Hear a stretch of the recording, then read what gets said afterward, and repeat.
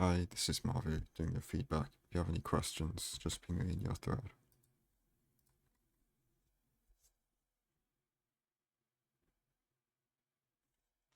I saw you said this is like near the start of one of your sessions, so if there's like mechanically or like mechanics mistakes, I'll be lenient on how much I like chalk them up to just like not being warmed up.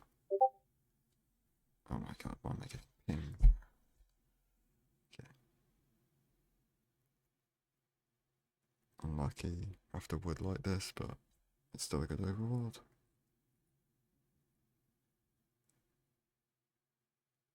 Yeah, there was no point in. You might as well have thrown out the gravel, to be honest, but because now you've picked it back up, like you already, well, maybe you do gold pickaxe it. I would light because I mean you just lava pool wood light is much more consistent than magma ravine. Like you're much, if you know the pancake spoon wood light setups from like a year and a half ago or something, it's very consistent. Like I think the simulations he said it was like 20 seconds is a like very consistent time on it or something. I might be wrong, but that sounds about right. And also you can just like mine more wood if you want, and like while the wood light is going, it's just a lot better here. And then yeah, with your inventory sorting there, you should have kept the diamonds and gold on your hotbar. That's another thing with your pressure plate craft. Just a little bit of like a hotbar like organizing sort of thing is you see that people hotkey the gold or iron, whichever, into the 2x2 crafting grid, and then they right click to pick up half, and then place the other half here, and then like press like I don't know maybe like your 2 hotkey here to bring the pressure plate into your hotbar, so you can just and then when you exit your inventory, the gold goes straight back onto your hotbar because it was in the crafting grid instead of what you do here is you have to put the gold back into your inventory and it's not on your hotbar anymore. So you have to do sorting later. It's just going to make your crafting slower when you have to pick up the gold and drag it to craft instead of hotkey it straight back out of your hotbar into the crafting grid. And then yeah, same thing with the diamonds. You'd rather them be in your hotbar. And wait, I'll just let this play out. Okay, yeah, this just feels very it felt like you weren't thinking about what you wanted to do here. Like, I don't know if your brain got like messed up because your gold and diamonds weren't in your hotbar or what, but you just went straight for the iron pickaxe, which was you want to do pickaxe last. Like, you go whatever tools you're gonna do. Me personally, I'd go diamond sword, gold axe, gold shovel, iron pickaxe, bucket, doors. Well, no, not doors here because it's a lava pool, but like boat and doors and stuff at the end. Some people do both and doors at the start. It doesn't really matter, I don't think. But here, basically, you always do your iron pickaxe as your or your iron tools as your last craft. Because sometimes you have diamond pickaxe, which you do first, and then your iron axe, iron shovel. But the reason you do it in that order is so that you still have the iron like picked up in your cursor, and then you finish your last tool with the iron, and then you just shift double click out the sticks, and then you do your bucket, and then because like the iron's still in your cursor, it's just like nice overlap. Okay,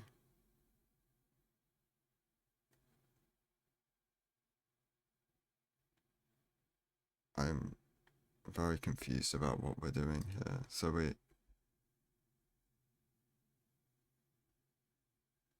right. I just don't like this.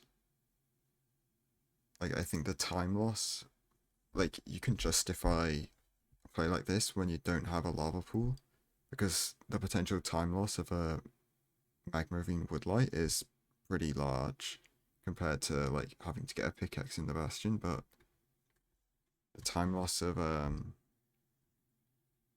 a lava pool would like compared to getting the pickaxe in the bastion is like, I'd say it's just like worse to get the pickaxe in the bastion. So pretty much here you're just playing to like get a TNT chalice or something. Okay, yeah, and especially on lava pool seeds like this, you had that, like, considering um that we're playing this for flint and steel, you had that one gravel. You shouldn't waste your time going down the side of the coast to get gravel. You should just grind that one gravel in the portal. Like, it's a little bit like hindsight to say this, but like, if you go like, that's like 1 for 5 or something on Flynn.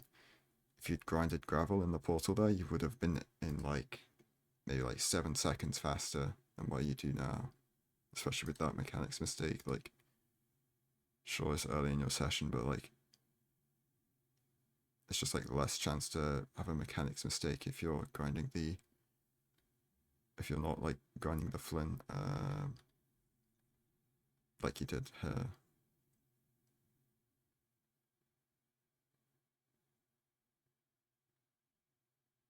This is just a mess. Yeah, I don't really know what's happening there. I mean, it's pretty obvious, like, what mistakes you're making, so I'm not gonna talk about it too much.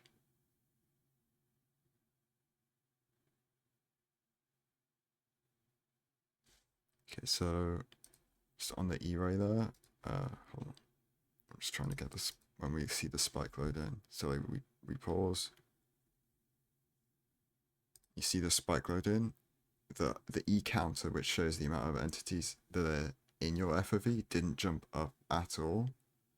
So when we start E-raying, you already know you can whip your mouse, or not your mouse, you're like, with your, well, I guess, yeah, like with your mouse to the left or right immediately, because you know it's not in front of you already.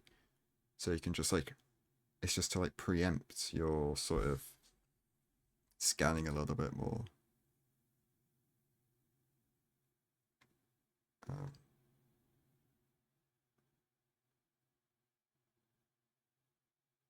do we have a, I think we still have the gold pressure plate because we had we made the wood pressure plate.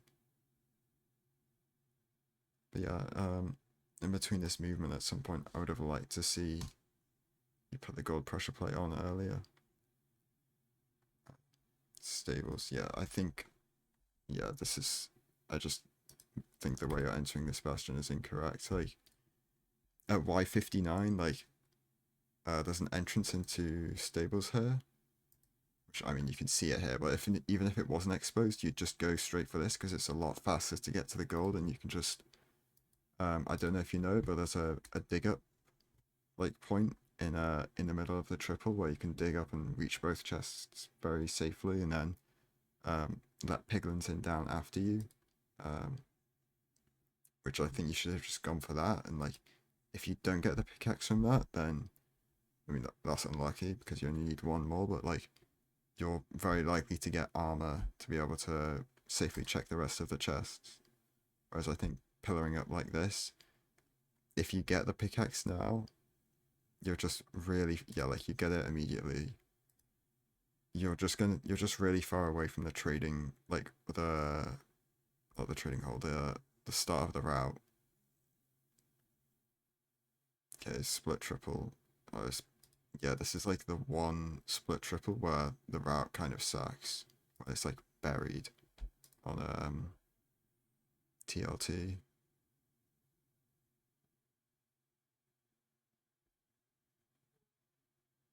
Well, I say TLT is right to left TLT buried. The route sucks, so I do like the play of going to the left triple, but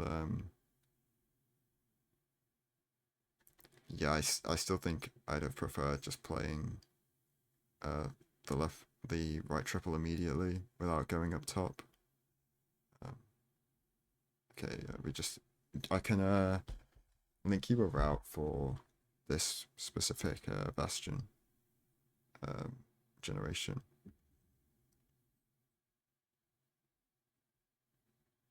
And we should be pyring about now.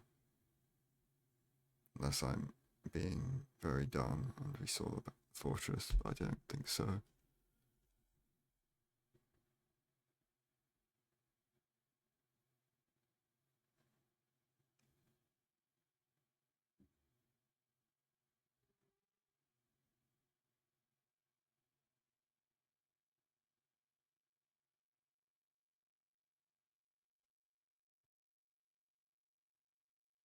While taking the crossbow.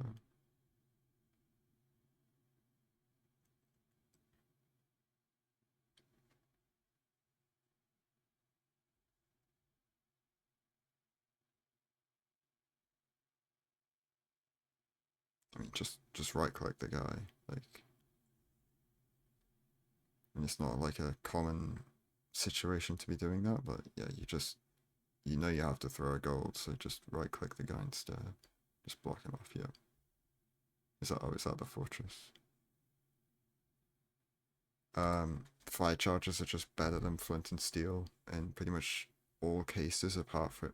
So like the argument for it is you're gonna keep getting your more fire charges throughout your trades.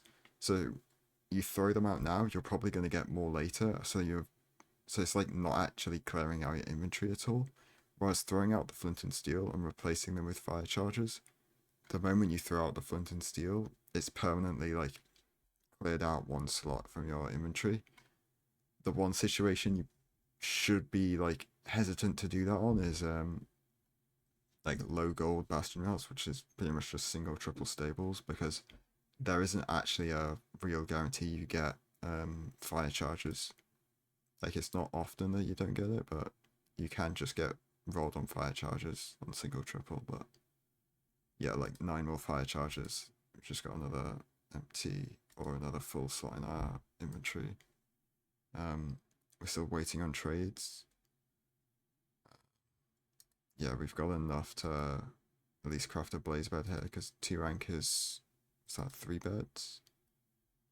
Okay, yeah. I mean, this is why you just pre-craft a bed even if it doesn't look like you have enough explosives, because you can always just get more later, and just because you pre-craft the bed doesn't mean you have to use it. Like, if you pre-craft the bed and then you end up only leaving the bastion on 4 explosives, so what? Like, as long as you overlapped the craft effectively, you didn't lose time, and on the chance that you did get like 6 explosives, now you've just got like 3-0 plus a blaze bed.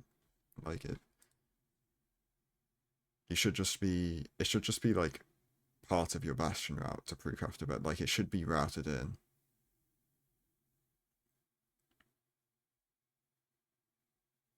I like the fire as on bastion leave. Um,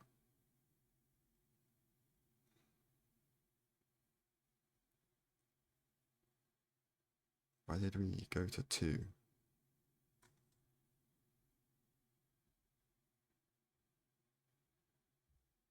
And back up to 10? What was... I'm very confused with that. Like there's this ghast, but I mean he's still loaded, but like you're not gonna, the only reason you need to like 2RD in a fortress really is to like when you're gonna be like standing still at a spawner, you don't want gas to shoot you, or like unreachable blazes to like shoot and put fire in the spawner. Like you don't need a 2RD for this guy, you could just dodge the fireball, and like you're just preventing strays from spawning by going to 2RD.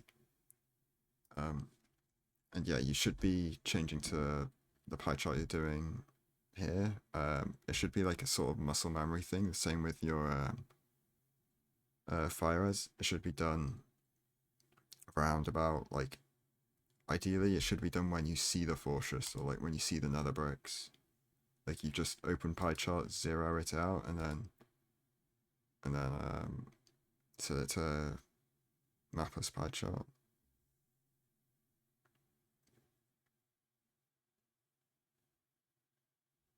Yeah, I just prefer diamond sword over axe instead of shovel. But it's like, I guess it's personal preference. Okay, so I was talking about 2RD earlier, and the only reason you should be doing it is to unload gas and stuff, but there's another like niche sort of tech. When you've got strays like you did over like when you're running to the spawner here, a bit further back. Like theoretically, like the perfect way to play this is you toggle chunk borders here, and if these guys are in not the chunk over from you, but the chunk past that, you go to 2RD to freeze them, and they can't despawn at that point. And then what you can do is you can like first portal on 4 rods, and then whichever way the stronghold is, you pearl hang in that direction. I mean, I don't think you actually have enough pearls to pearl hang, but say you did, like you would pearl hang in the direction of the stronghold, like maybe down this hallway, and then you would go over here, kill these guys, and then unhang the pearl, and then you never have to deal with the time loss of coming back down this hallway. All of that hinges on them being 2 chunks away from you and not one. So if they're only 1 chunk away from you, you should probably go to them straight away instead of going to the spawner. But I kind of also understand trying to get the TNT off early. But if we're doing that, maybe it's better to just do a front TNT so you can get to those guys faster to give them a smaller chance of despawning. I don't know. That decision is, I think, kind of subjective. So it's hard to like say, but yeah, the mistakes there certainly costly. But I don't know why you're not going to the blazes now. Like you can still hear their blaze crackles. Like you should be going to them. And we should be. I mean, we've got a lot of salmon. Like we've barely thrown any pearls. It was kind of limited on the amount of pearls we can throw. So like we haven't needed the food, but yeah, we should be eating. Should we do that? Which is good.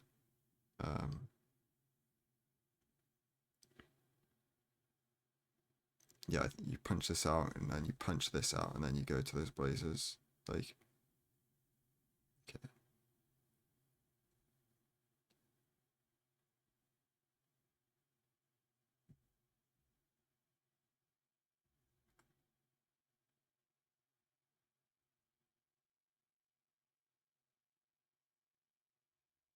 You should be crafting eyes in the nether if you're not, if you're pace locked by spawns, you should pretty much always craft your eyes in the nether so that you can overlap the spawner with your eye craft instead of just doing them in the overworld where it's not overlapped with your spawner.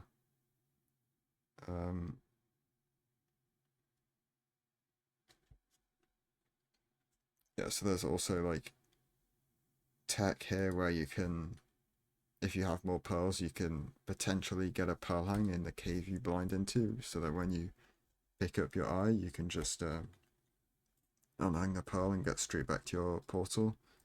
And it's obviously not really that useful here because you can just go straight back down anyway.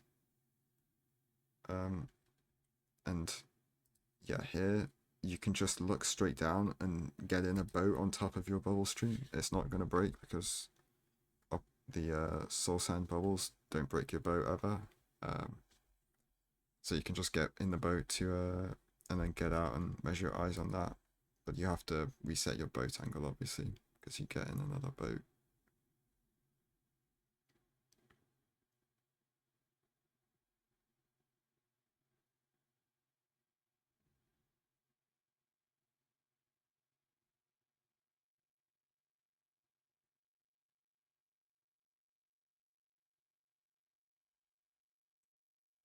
I mean, just the one thing I said is like you could try learning retimeless eye measuring.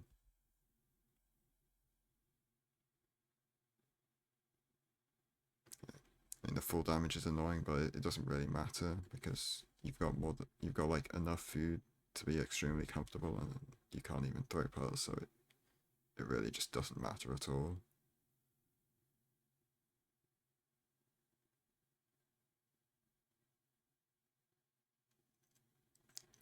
I'd say like your diamond sword blaze killing just feels a bit I feel like you should maybe practice it a little bit. Oh my god. This okay. There's so many blazes, that's crazy. But yeah, I don't think you should have thrown that pearl. Like it's just why are you playing for a 3-eye here? Like you can just easily boat down and do and it's like 4 seconds of time save or something. For like such such a massive amount of consistency loss.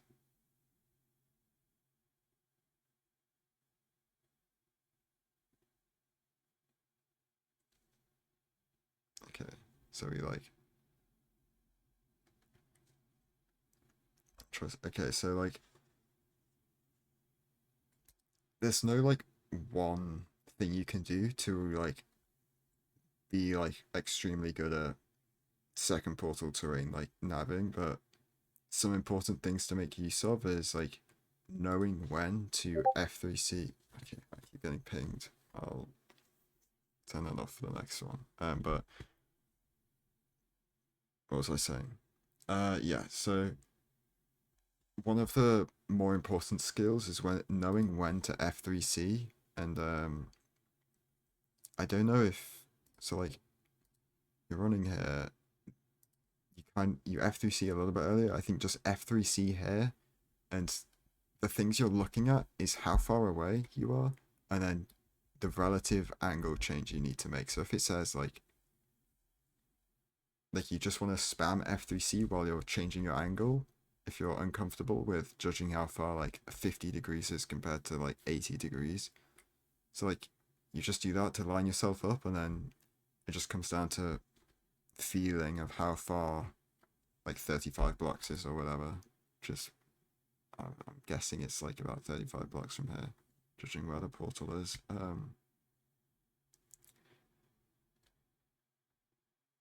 But yeah, there's no real like catch-all solution to like getting to second portal like correctly every time.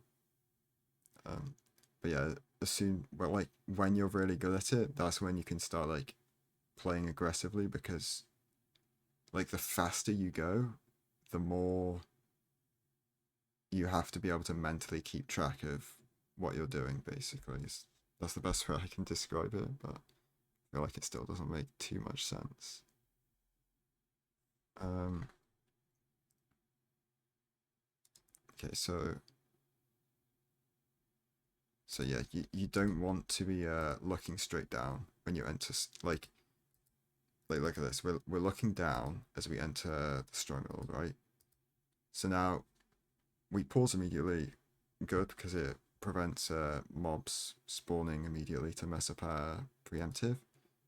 But then look, we unpause and we have to spend that like quarter second looking up before we start our preemptive, which just gives that small extra time for mobs to spawn in to prevent to potentially mess up our preemptive. Like it's just an unnecessary like thing to not be doing. Like you should just be looking straight ahead in a direction so that you can start your preemptive immediately upon entering the stronghold.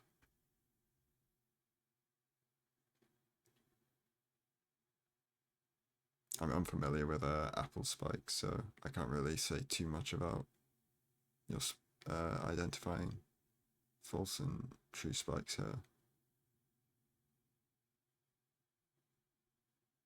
Okay, yeah, we just didn't hit starter then.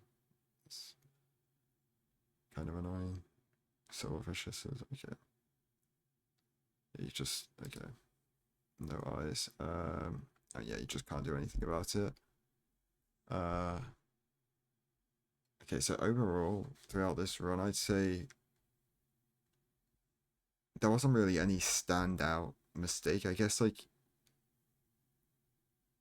you had a little bit of trouble, especially when crafting your eyes. You had trouble clearing your inventory, so maybe that's something to like comment on outside the run. Like it's and this goes in with practicing with Diamond Sword a bit. Like the um the Diamond Sword hit like attack cooldown, it's the same as like how long it takes for you to jump, right? So you don't really have time to throw out stuff in between crits on blazes. But just because you don't technically have the time to do so doesn't mean you shouldn't overlap it anyway, because like even if it's not fully overlapped, clearing out your inventory, it's still partially being overlapped with the sword cooldown. Like you, if you throw out like, I don't know, a stack of nether quartz after your first sword hit on a guy, like, and then you like, by the time you're going for your next hit, the sword is fully recharged, so there's no chance that you fail the crit, and you can crit it as soon as you start falling instead of having to wait for the cooldown. It just feels so much better, and it like makes it much more consistent to play with Diamond Sword if you still go for the inventory organization. Is what I'd say with that. But yeah, the inventory organization is probably, it doesn't really matter too much in this run because you don't ever need to pre-craft because you can't zero on this because of pearl count. But yeah, it would have been a lot more costly if we had to like sit in the portal room and like for like 10 seconds throwing out like like we've got 64 bricks, 64 netherrack, 20 more netherrack, more bricks, like separate stacks of dirt, blackstone bricks, like we've got leather, magma cream, fences, like there's just so much stuff that we don't need. And then the same thing with the flint steel fire charges. But yeah, like I think that's everything I think I should talk about here. Yeah, if you have any questions about anything I said, especially the TLT stables routes, just ping me in your thread and I'll send them. So yeah, thanks for sending in the run, and